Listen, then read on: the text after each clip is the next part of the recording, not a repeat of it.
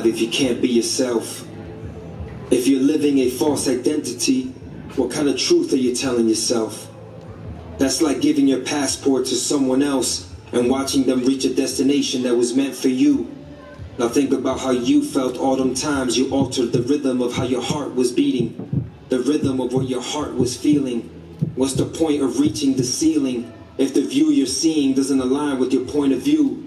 For years I was trying to find a clue on how to defeat the blues of the world we live in. We are living in times of attention where we think success is measured by likes or mentions, pretending to be who we are not. So when times get rough, we are not loving ourselves enough. Your first marriage should be with yourself. When you tie the knot between you and your spirit's health. So I measure my wealth with how much I'm loving myself and how many I'm not giving out of my heart's bank account. Now take that into account when you're putting yourself in debt. Time is the most valuable commodity, and we have less and less of it to be fulfilled in life. So if you're not being yourself, you are wasting your days and nights in a whirlpool of depression, swimming in self-oppression. When you put yourself in doubt, I know this feels familiar. I know you know what I'm talking about, so let us shine as we were meant to be.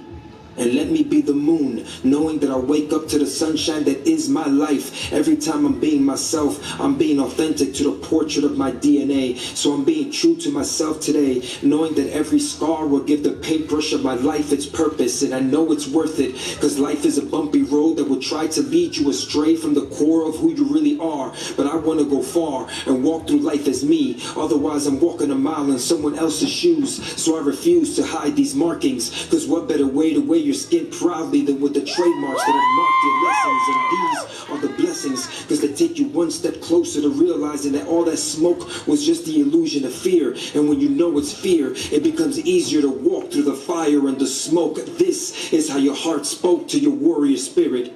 This is when you knew you were ready to meet with yourself before introducing yourself to the rest of the world. Otherwise, what's the point of being alive if you stay hidden in the shadows? Step into the light and show the world how bright your spirit was meant to shine. And tell them, hey, this is the real me, and I'm doing fine, because all my imperfections make me perfectly divine.